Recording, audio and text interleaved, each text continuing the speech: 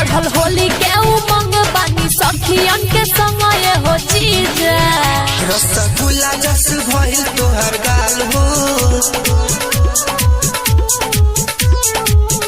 रसगुल्ला जस भइल तोहर गाल हो साली होलिया में रंग मुच खाल हो।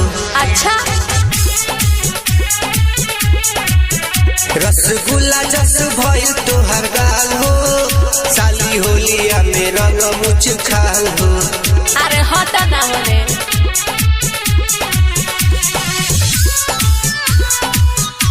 Prakash digital recording studio mobile number 9570557210।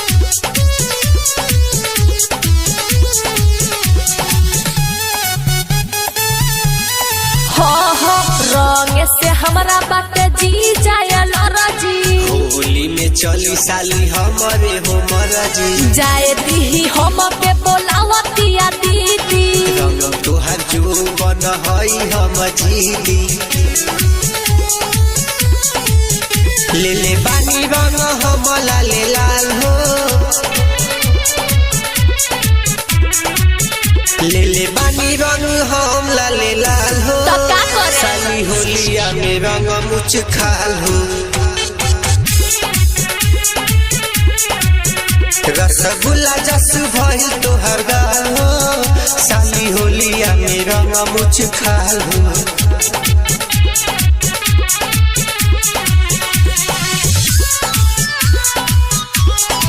Prakash digital recording studio mobile number 9570557210।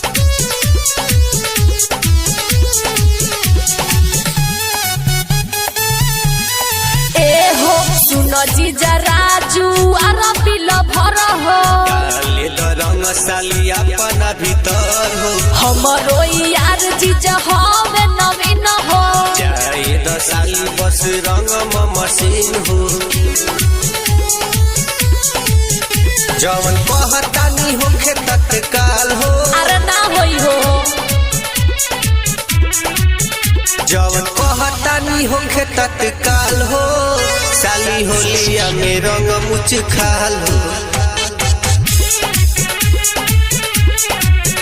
Rasgulla जस लागे तोहर गाल हो साली होलिया में रंग मुच खाल हो।